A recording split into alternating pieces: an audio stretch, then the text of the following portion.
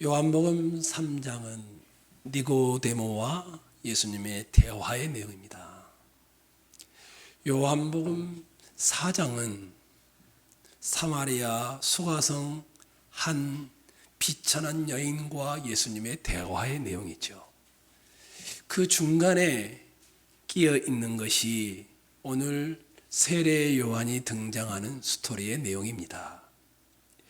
예수님께서 니고데모와 대화를 마치시고 제자들과 함께 예루살렘을 떠나서 요단 건너편으로 건너가게 됩니다. 예수님이 거기서 제자들을 통해서 세례를 베푸는 일을 하게 되어지죠. 그런데 세례 요한도 아직 감옥에 갇히지 아니한 상태였습니다.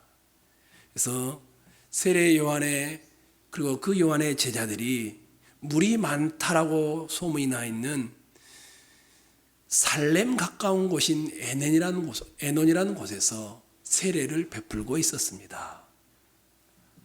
그런데 세례 요한의 제자들이 씩씩대며 자기의 선생인 세례 요한에게 온 것입니다. 그들이 무언가를 본 것이었습니다. 자기들 스승인 세례 요한을 따르던 사람들이 저 건너편에 있는 예수라는 새로운 랍비에게로 몰려가는 것을 본 겁니다. 세례 요한의 제자들은 마음이 너무 화가 나고 불편했습니다. 왜 이렇게 훌륭하신 우리의 스승 세례 요한을 떠나 예수에게로 가는가? 그러면서 랍비요, 선생님과 함께 요단강 저편에서 저 있던 분, 선생님이 증거하던 그분이 세례를 주는데 사람이 다 그 애로 가버립니다.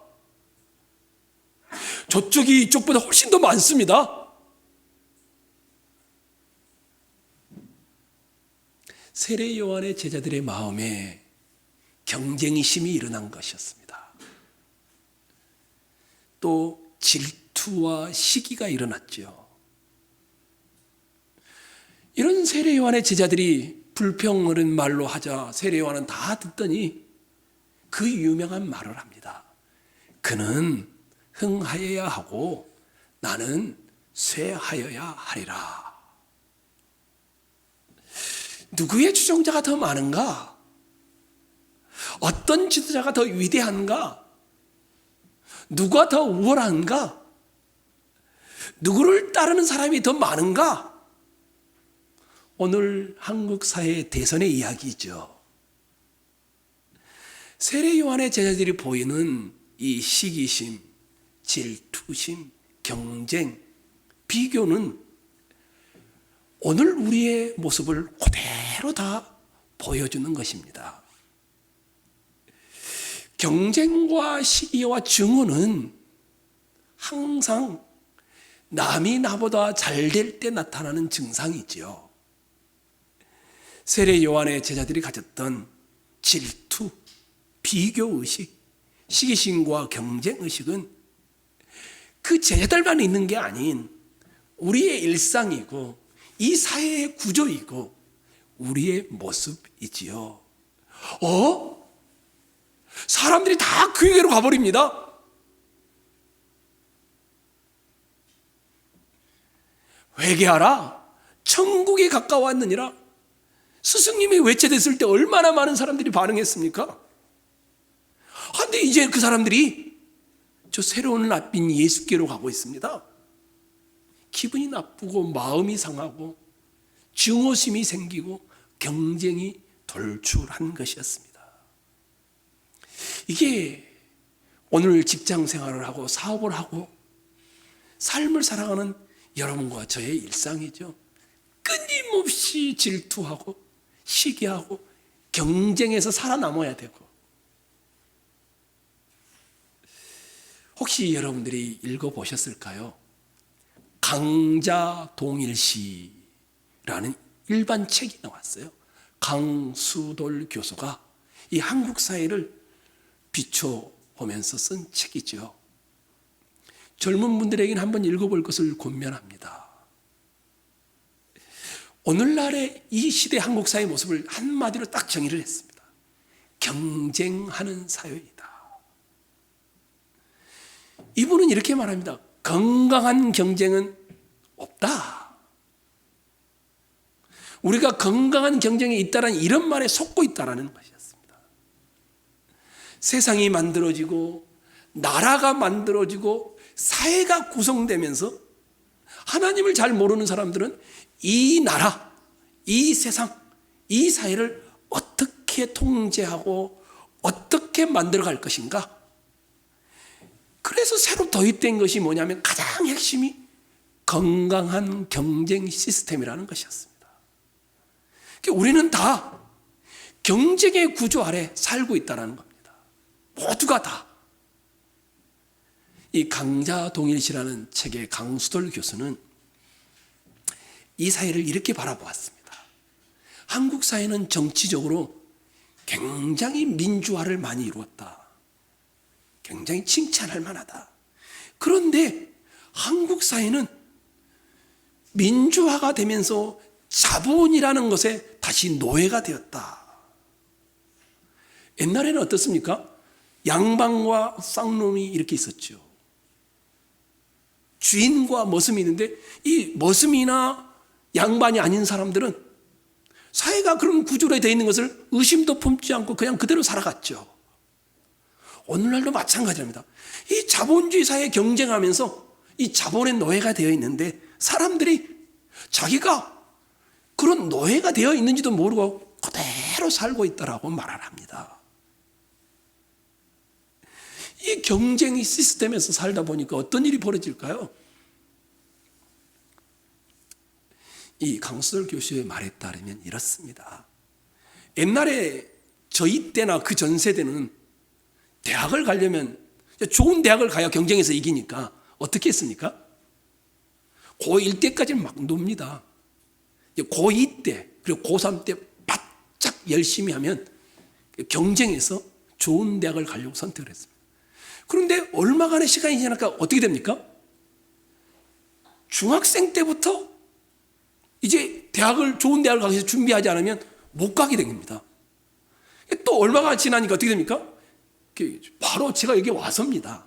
시드니에서 들어와서 얼마 지나지 않았는데 초등학교 4학년 수학을 놓치면 이제는 좋은 대학을 못 간다고 합니다. 경쟁이 갈수록 밑으로 내려왔습니다. 그런데 아예 이제는 지금은 어떤 줄 아십니까?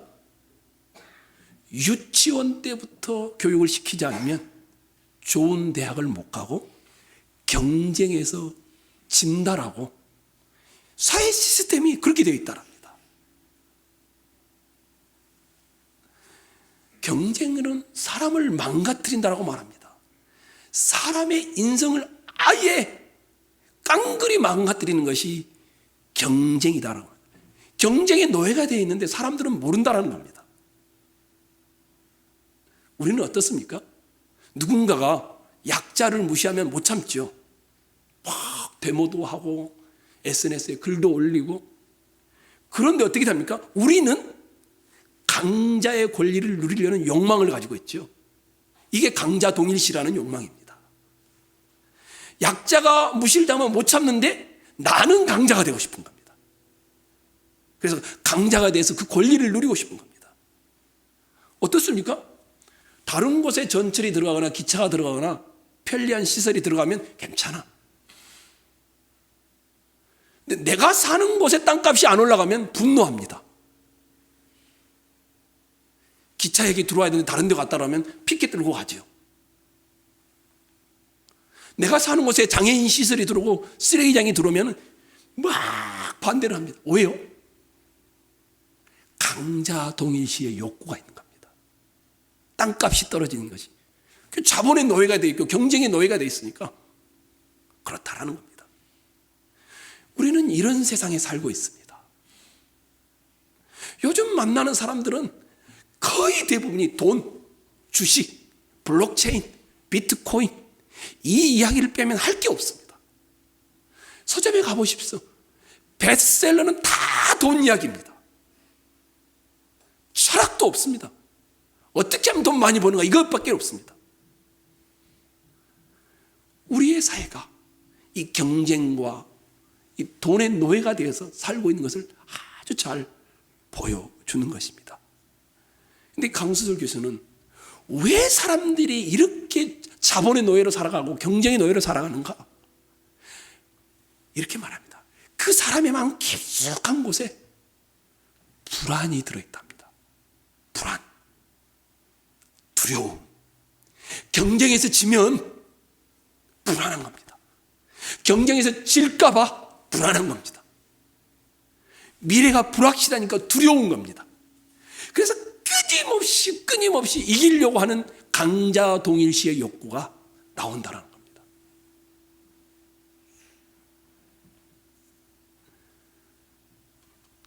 평생 경쟁하고 두려워하고 불안해하면서 살다가 마칩니다.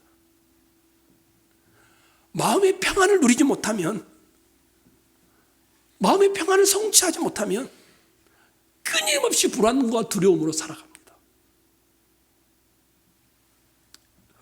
그러면 어떻게 하면 경쟁, 증오, 질투, 비교식 이런 것으로부터 자유로울 수 있을까요? 세 가지 세례 요한의 답이 있습니다. 그 첫 번째를 같이 보고자 합니다. 27절을 읽겠습니다. 여러분이 읽겠습니다. 시작.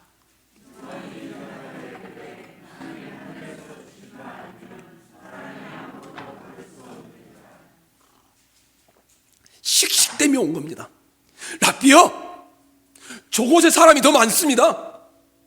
우리는 개털이 되어버렸습니다. 시기와 질투와 증오와 비교의식으로 똥돌 뭉쳐서 온 제자들에게 세례 요한의 첫 말입니다. 헬라어 첫 단어가 하늘이란 단어입니다. 시기, 질투, 경쟁의 마음이 가득한 제자들에게 사람들이 나를 떠나 예수를 따른 것은 하늘이 정한 바다. 첫 단어가 하늘을 말할 수 있는 사람이었습니다. 이 당시의 유대인들에게 하늘은 하나님을 가리키는 말입니다. 세례 요한의 첫 대답의 말은 하늘을 언급하는 것이었습니다. 하늘과 하나님에 대해 생각하는 사람이기 때문에, 하늘과 하나님을 생각하는 자였기 때문에 그 경쟁과 증오와 비교식과 질투로 가득 찬 제자들이 찾아와서 하는 말에 하늘을 이야기하는 겁니다.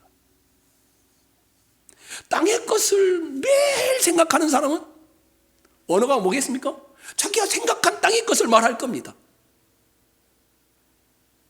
늘 자기를 생각하는 사람, 늘 자기를 걱정하는 사람, 늘 자기 중심의 묵상을 하는 사람은 모든 것들이 자기니까 언어가 뭐겠습니까?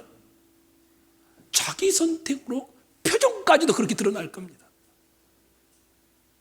생각이 하늘을 향하지 못하면 하늘에 관해서 나올 수가 없습니다.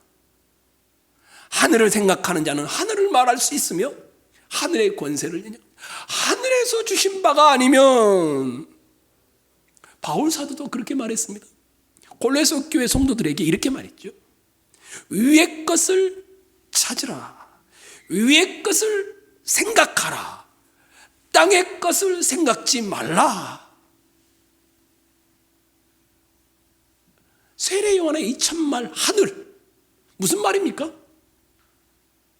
내 인생은 하나님의 손 아래에 있다라는 겁니다. 우리 인생은 하나님이 통치하신다라는 겁니다. 하나님은 내 인생을 가장 선하고 아름답게 인도하셨고 인도하시고 앞으로도 인도하실 거라는 겁니다.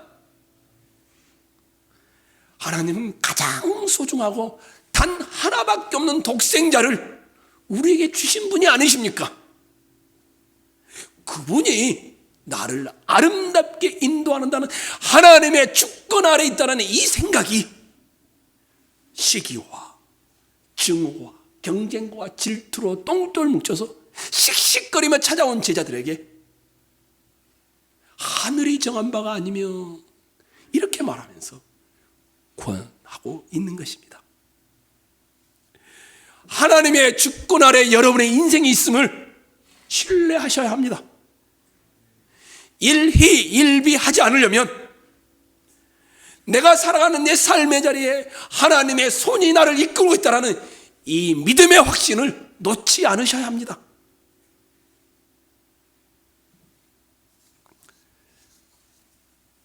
데이트 폭력이 최근에 가파르게 증가하고 있답니다. 2020년도 경찰청 통계에 따르면 41%가 20대에서 자기가 좋아하는 여친이나 남친을 폭력을 해서 데이트 폭력으로 신고된 건수가 41%가 증가를 했다고 합니다. 어마어마한 수치로 증가하는데, 얼마 전에 아시죠? 뉴스에도 나왔죠. 한 남자친구가 자기 여친이 자기를 거부하자 그 여친을 죽이고 여친의 부모까지도 죽였죠. 우리 사회가 그렇다는 겁니다. 근데 제가 보고 싶은 것은 그게 아니라 왜 이런가? 그렇게 데이트 폭력이 왜 이렇게 증가하는가? 너무 어린 시절부터 경쟁하고 자기 중심성으로 살아온 아이들이 성인이 되었는데 누군가가 자기를 거부하면 이거를 못 참는 겁니다. 네가 나를 거부해? 자기 중심성으로 자라났기 때문에 누군가가 자기를 거절하는 것을 참지 못하는 것, 이것이 이제는 사회적 문제가 되었다는 겁니다. 시기심, 경쟁, 질투, 이곳으로부터 자유로우려면 어떻게 되는가? 하나님이 내 인생을 섭리하고 계시고 하나님이 내 인생을 이끌어가고 계심을 믿는 신뢰가 회복되어야 하는 것입니다. 원치 않는 병이 들어요. 원치 않게 가난해질 수도 있어요. 원치 않게 사람과의 관계가 파괴되기도 해요. 원치 않았는데 코로나로 고통을 당해요. 그러면 사람들은 어떤 반응을 합니까? 이건 내 현실이 아니야. 나는 이런 현실을 받아들일 수가 없어. 왜냐하면 늘 자기를 묵상하고 자기를 생각하고 자기를 위해 살아온 사람들은 다 그렇게 생각하는 겁니다. 그게 종주가 되어버렸죠, 자기가. 하지만 하늘과 땅을 연결하여 사는 사람은 제일 먼저 하늘을 생각하는 겁니다. 내가 비록 땅을 살아가지만 하늘을 이야기하고 하늘을 묘사하고 하늘을 드러내며 사는 사람입니다. 하나님의 손 아래 내가 있음을 믿는 겁니다. 하늘이 정한 바가 아니면 예수께로 가지 않는다는 겁니다. 세례 요한의 첫 번째 대답이었습니다. 두 번째 대답입니다. 28절이죠. 어떻게 하면 경쟁과 증오와 시기와 질투로부터 자유로울 수 있는가? 28절 읽겠습니다. 시작.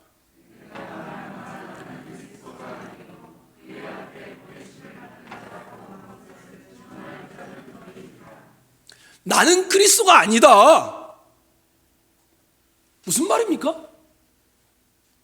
하나님이 내게 주신 일, 내게 주신 나의 길, 나는 그 길을 그냥 걸어가고 달려간다.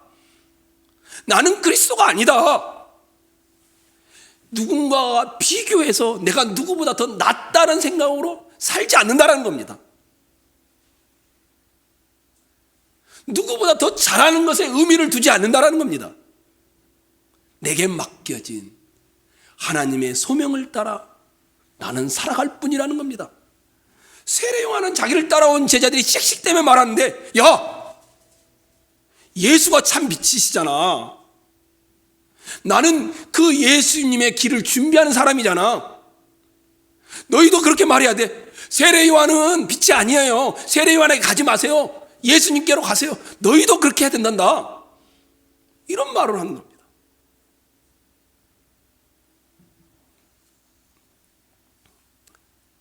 신앙은 경쟁이 아니라 경주입니다. 나는 선한 싸움을 싸우고 나의 달려갈 길을 마치고 믿음을 지켰으니 이제후로는 나를 위하여 의의 멸류관이 예비되었으므로 주 곧 의로우신 재판장이 그날에 내게 주실 것이며 내게만 아니라 주의 나타나심을 사모하는 모든 자에게 도니라. 내게 주신 내 역할을 경쟁하는 것이 아니라 경주하는 겁니다.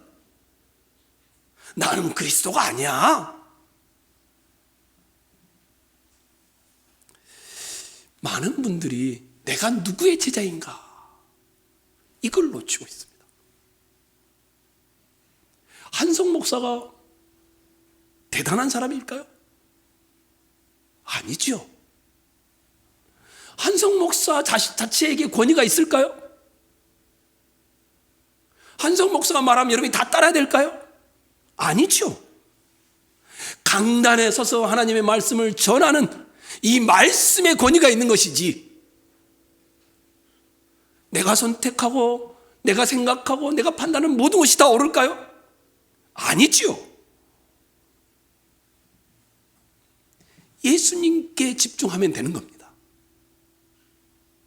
한성 목사가 없으면 전음교회가 망가질까요? 아니지요. 예수님이 없으면 망가지죠. 예수님의 제자가 되는 겁니다. 예수님을 증거하는 자로 있는 겁니다. 제발 위대한 사람이 되려고 하지 마십시오. 위대한 일을 하려고도 하지 마십시오.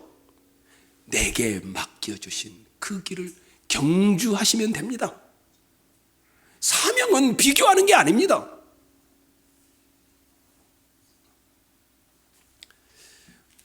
엘리자베스 셰핑 혹시 아시나요? 선교사이신데 우리나라에서는 그 유명하지가 않죠. 우리나라의 원선교사입니다. 한국말로 서서평 혹시 들어보셨나요? 유명한 분이 아니어서 아마 안 들어보셨어요.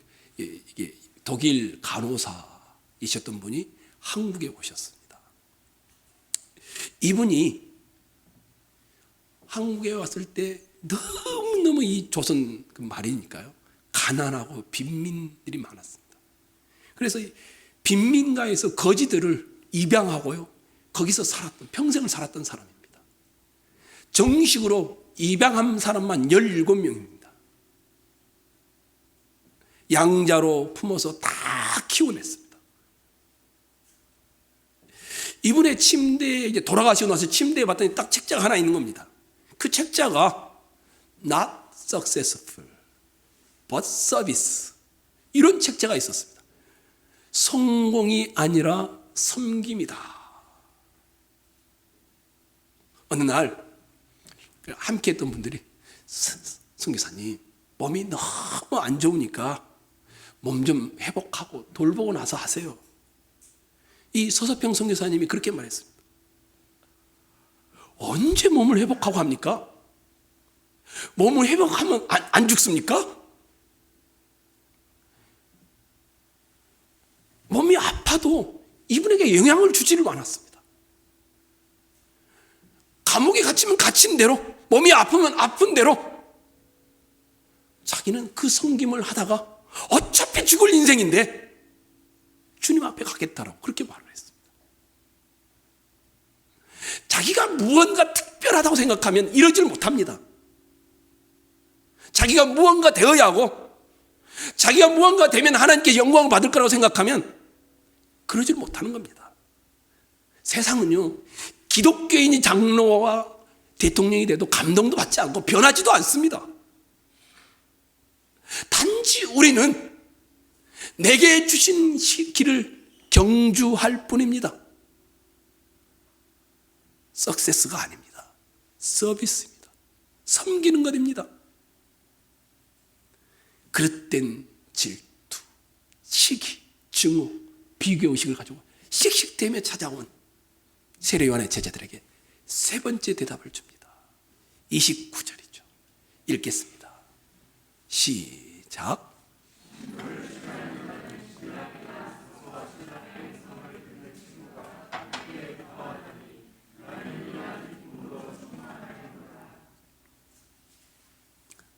예수는 신랑이다. 세례요한 자기 자신은 신랑의 친구, 들러리일 뿐이다. 신랑의 친구 들러리는 신랑의 음성을 듣고 너무 행복해한다. 신부를 취하는 자는 신랑이고 서서 신랑의 음성을 듣고 기뻐하는 친구가 나다. 이런 말을 하는 거죠.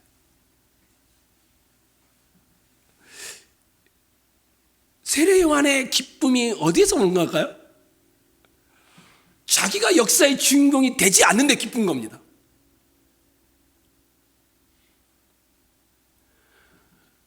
예수 그리스도가 역사의 주인공으로 신랑으로 등장하니까 자기가 너무 기쁜 겁니다.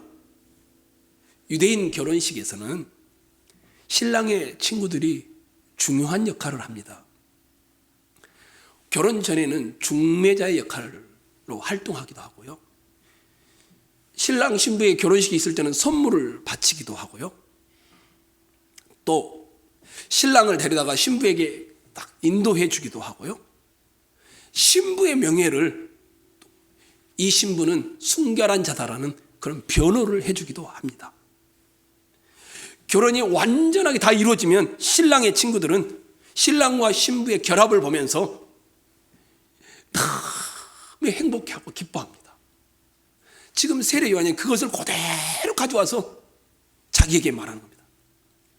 신랑의 친구의 음성을 듣는 순간 내가 너무 기쁘다는 겁니다. 자기는 역사에서 사라지는데 너무 좋다라는 겁니다. 세례 요한은 자기 인생이 성공하기 때문에 기쁜 게 아닙니다. 자기의 목표한 것이 성취하기 때문에 기쁜 게 아닙니다. 예수가 드러나기 때문에, 그분의 일이 이루어지려고 하기 때문에 기쁘다라는 겁니다. 사람들이 예수께로 가고 자기에게 오지 않습니다. 씩씩대면서 제자들이 찾아왔는데, 야, 그게 얼마나 기쁘냐. 아무도 역사의 사람들이 날 알아주지 않는데 그게 너무 좋다라는 겁니다. 누구와 경쟁하는 것이 아니라 함께 하나님의 나라를 이루어가는 것입니다. 누군가 나보다 더 능력이 많아, 연구 실적이 좋아, 수완도 잘 발휘해. 야, 증오하고 시기하고 질투하고 비교하는 것이 아니라 그를 통하여 하나님 나라가, 이 세상이 좀 더 아름다워질 것을 생각하면서 기뻐하는 것, 이거라는 겁니다. 돈, 노예가 되어 있으면, 경쟁의 시스템 아래 있으면, 내 중심의 잣대 아래 있으면 이렇게 생각할 수가 없습니다. 자기가 인생의 한 퍼즐 조각에 불과하다는 생각을 하지를 못하는 겁니다. 여러분, 우리는 우리에게 맡겨진 인생을 걸어갈 뿐입니다. 시야를 크게 가지시고 오늘을 사십시오. 그러면서 세례 요한이 이런 고백으로 마칩니다. 30절이죠. 세 가지를 말하고 나면서 이렇게 말하죠. 30절 읽겠습니다. 시작.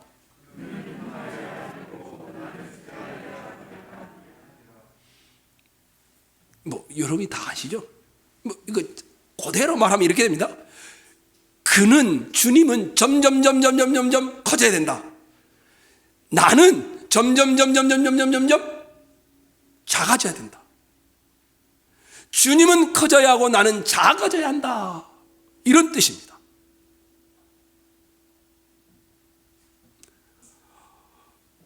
그는 흥하여야 하고 나는 쇠하여야 하리라. 솔직히 말할까요? 여러분 그렇게 생각하지 않죠? 그는 흥하여야 하고 나도 흥해야 한다. 이렇게 생각하시죠? 그는 흥해야 하고 내가 흥함으로 그가 흥하면 좋겠다. 이걸 복음이라고 생각하시죠? 이건 가짜 복음입니다.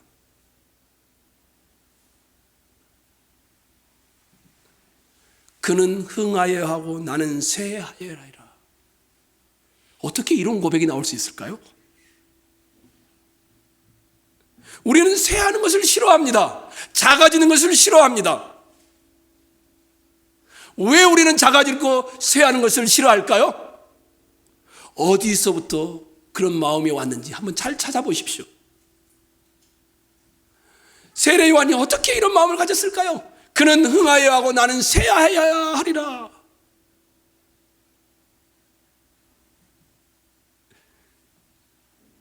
이렇게 말하죠. 우리 이영모 목사님이 함께 묵도하면서 읽었죠. 그는 근본 하나님과 동등되신 분이나 뭐라고 합니까?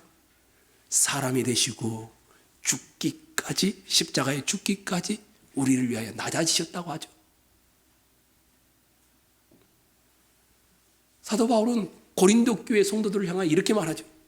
우리 주 예수 그리스도의 은혜를 너희가 알거니와 부요하신 이로써 너희를 위하여 가난하게 되심은 그의 가난하게 되심으로 말미암아 너희를 부요하게 하려 함이라. 예수 그리스도가 우리를 위해 희생한 것을 알면, 예수 그리스도가 우리를 위해 십자가에 죽으심의 깊이를 알면, 그래서 우리가 부요한 자가 되었다는 사실을 알면 그는 흥하여야 하고 나는 쇠하여야 하리라. 이런 고백이 나온다는 겁니다. 부모가 어떻습니까? 헌신하지 않는데 자녀가 바르게 자랄 수 있을까요? 늘 경쟁을 위해서 어린 시절부터 학원으로 교육으로 내모는데 그 아이의 인성이 바를까요? 그럴 수가 없습니다. 더 큰 사랑이 있을 때에 예수 그리스도가 나를 위해 희생하신 일, 하나님 앞에서 그것을 묵상하면 자기는 작아질 수밖에 없습니다. 예수 그리스도가 나를 위해 희생한 일을 하나님 앞에 생각하면 하나도 아깝지 않은 겁니다. 한 알의 밀이 떨어져 죽으면 많은 열매를 맺는다는 사실을 알기 때문입니다.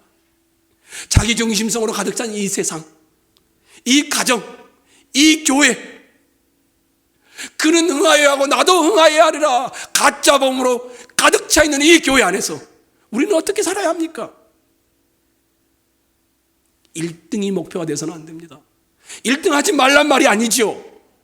내게 주신 자리에서 희생이 복음인 겁니다. 나의 흥함을 통해 그는 흥해지는 잘못된 복음을 가지고 살지 마시고, 그랬으니 한국교회가 지금까지 욕먹고 있는 겁니다. 내게 있는 곳에서 그는 흥하여야 하겠고 나는 쇠하여야 하리라. 이게 복음입니다. 이게 십자가의 정신입니다. 고린도후서 11장 23절로 27절을 한번 읽겠습니다. 보여주십시오. 자, 23절부터 27절까지 여러분이 읽겠습니다. 시작. 말을 하거니와 나는 더욱 그러하도다. 내가 수고를 넘치도록 하고 옥에 갇히기도 더 많이 하고 매도 수없이 맞고 여러 번 죽을 뻔하였으니 유대인들에게 40에서 하나 감한 매를 5번 맞았으며 3번 태장으로 맞고 1번 돌로 맞고 3번 파선하고 일주야를 깊은 바다에서 지냈으며 여러 번 여행하면서 강의 영과 강도의 영과 이방인의 영과 신의 영과 광야의 영과 바다 위의 영과 거짓 형제 중에 위험을 당하고 또 수고하며 애쓰고 여러 번 자지 못하고 줄이며 목마르고 여러 번 굶고 춥고 헐벗었노라. 왜 이렇게 고생하면서 사는 걸? 왜 바울 사도가 이러고 있죠? 더 큰 하나님의 사랑을 받았다는 것을 알기 때문이었습니다. 그리스도가 나를 위해 희생했다는 것을 보았기 때문이었습니다. 그 사랑이 자기를 이렇게 희생하게 만든 것이었습니다. 더 큰 것이 보이니 작은 것들은 놓는 것입니다. 나보다 자식을 더 사랑하면 부모님들은 어떻게 합니까? 자식을 위해 기꺼이 힘들지만 희생하는 겁니다. 기뻐하면서 하는 겁니다. 하나님의 복음이 나에게 깊이가 있고 더해지고 더해지면 들수록 이렇게 살아도 28절 봐보십시오. 이외의 일은 고사하고 아직도 날마다 내 속에 눌리는 일이 있으니 곧 모든 교회를 위하여 염려하는 것이라. 그는 흥하여 하겠고 나는 쇠하리라. 이게 우리에게 경쟁으로부터, 시기와 질투로부터 자유롭게 합니다. 복음의 능력은 1등이 아니라 내게 주신 자리에서 희생을 통하여 이루어지는 것입니다. 우리는 다른 가치관으로 이 경쟁 시스템 아래 살아가야 합니다. 시기하고 경쟁하고 질투하고 비교하고, 우리는 복음이 주는 그 가치관으로 이 세상을 걸어가야 합니다. 우리 마음속 깊숙한 곳에 여러분이 그는 흥하여 하겠고 나도 흥했으면 좋겠다, 이런 마음이 있다는 걸 다 압니다. 여러분 마음속 깊은 곳에 내가 무언가 잘 되고 안전하고 건강해서 나도 흥하고 그도 흥했으면 좋겠다, 이런 마음이 있다는 걸 잘 압니다. 그렇지만 신앙의 본질, 복음의 본질은 그는 흥하고 나는 쇠하는 것입니다.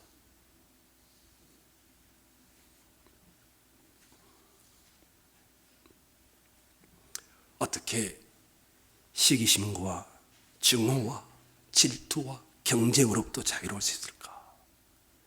어떻게 하면 나는 그는 흥하여 하겠고 나는 쇠하여 하리라, 이게 복음이란 걸 맞는데 동의를 하는데 그렇게 살고 싶지 않은 이 마음을 바꿀 수 있을까? 오늘 이 문 밖을 나가면 여러분은 다시 나는 흥해야 되고 예수도 흥했으면 좋겠다, 이렇게 살 것입니다. 자기의 흥함보다 더 큰 것을 보고 접촉하고 있을 때만 가능한 겁니다. 더 큰 것을 본 자는 작은 것을 위해 살지 않습니다. 세례 요한은 구속사의 중심이 될 예수가 오고 있음을 보았던 것이었습니다. 세례 요한은 하늘을 본 자였습니다. 자기는 퍼즐의 한 조각뿐이라는 걸 아는 자였습니다. 세례 요한은 자기는 신랑이 아니고 신랑의 친구의 들러리일 뿐이라는 것을 아는 것이었습니다. 이 문 밖을 나가 우리는 어떻게 해야 될까? 이 증오가 가득한 세상, 다 자기 중심적으로 살아가는 이 세상, 경쟁하는 이 세상, 시기와 질투가 가득한 이 세상, 어떻게 하면 자유로울 수 있을까? 22절을 보십시오. 22절을 보셨습니까? 본문에 그렇게 되어 있죠. 읽겠습니다. 시작.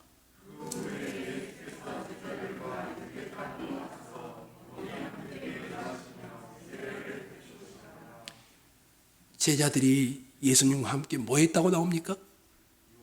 유하시며. 이 단어는 시간을 보내다, 이런 단어입니다. 직설적으로 이 단어를 해석하면 아무 생각 없이 소비 없이 시간을 소비하다, 이런 단어입니다. 특별한 무언가를 하지 않고 특별한 능력과 역사가 일어나지 않는데 예수와 함께 시간을 좀 과하게 말하면 낭비하다, 이런 말입니다. 혹시 마가복음 3장 14절에 예수님이 12제자를 불러요. 12제자를 부르면서 그 부르신 목적이 나와요. 제일 먼저 이 제자들이 해야 될 일이 뭔지 아십니까?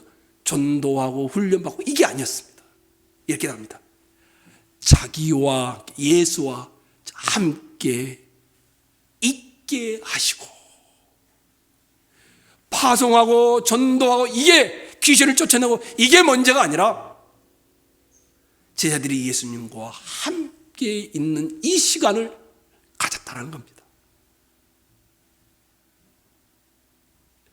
예수와 함께 있는 시간을 보내지 않고 어떻게 이 세상에서 우리가 그는 흥하고 나는 쇠하리라, 이런 삶을 살 수 있겠습니까? 신앙에서 가장 중요한 것은 무언가를 하는 것이 아니라 그에 앞서서 하나님 앞에서 시간을 소비하는 겁니다. 그러면 우리에게 말씀하십니다. 내가 무엇을 할까? 어떤 일을 할까? 불안 가운데 살아온 나에게 경쟁의 시스템 안에 들어가 있는 나에게 말씀하시는 겁니다. 주님과 함께 시간을 보내는 것을 교회를 다니는 사람이 잃어버렸어요. 교회를 다니는데 주님과 함께 보내지 않아. 나도 응하고 너도 응해야 되니까 시간을 그저 일하는 데 보내고 있는 거예요. 보네퍼라는 분이 나를 따르라, 이 책에서 값싼 은혜와 값비싼 은혜에 대해서 이렇게 말을 했어요. 은혜 받은 걸로만 만족하며 사는 사람은 값싼 은혜를 추구하는 사람이다. 회개가 없어 그냥 용서해 줄게, 징계가 없어 세례를 줄게, 죄 고백이 없는데 성찬을 줄게, 참회가 없는데 제사함을 선포해서 그것을 그냥 받고 행복해하는 것, 이것은 값싼 은혜라는 겁니다. 그래서 독일 교회가 망했다는 겁니다. 그러면서 값비싼 은혜란 이렇게 말합니다. 하나님 앞에서 인생에 가치 없는 것들을 싸그리 내려놓고 보물이 거기에 있음을 붙잡고는 인생의 최우선의 가치를 거기에 두는 것이다. 거기에는 반드시 희생이 따른다. 하나님과 같이 보내지 않는데, 그것을 희생하지 않는데 주님이 말씀하실 리가 없죠. 사랑하는 형제 자매 여러분, 명절이 다가왔죠. 아마 우린 또 분주할 겁니다. 본능적으로 자기를 드러내고 경쟁과 증오와 시기와 비교 의식으로 똘똘 뭉쳐있는 세상 문화와 세상 앞에 살아가게 될 것입니다. 큰 것을 보십시오. 그리고 주님과 함께 시간을 보내십시오. 그것보다 더 중요한 일은 없습니다. 그러면 그는 흥하고 나는 쇠한다는 이 복음이 얼마나 복된 것인지 알게 될 줄로